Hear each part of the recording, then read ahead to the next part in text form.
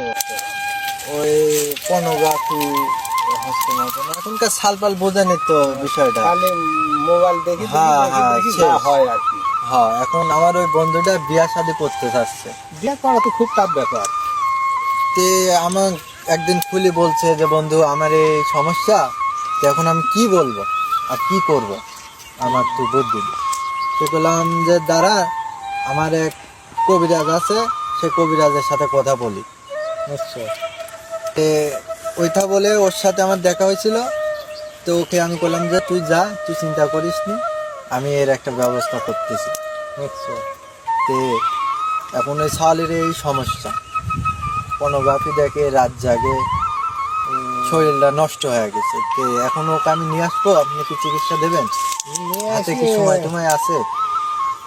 হাতে সময় না থাকলে করি না, যেহেতু শারীরিক সমস্যা হলে পারে গ্রামেরও বদনাম, তারপরে সবাই আপন সারা পর কেউ নাই। নিজের নিজের মধ্যে গোপন জিনিস গোপনেই সারা লাগে।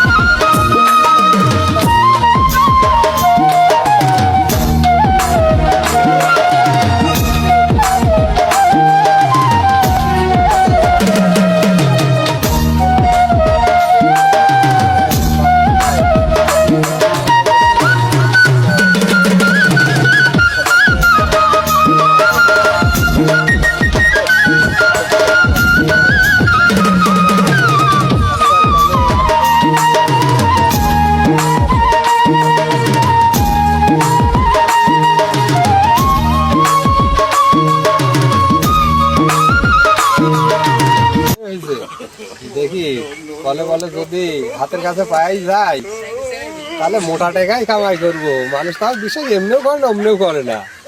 আমি ভণ্ড কবিরাজ, ভণ্ডামি একটা করেই দেই। যদি কাজে লাগিয়ে যায় ক্যাশটি এত খবরটা আসবি।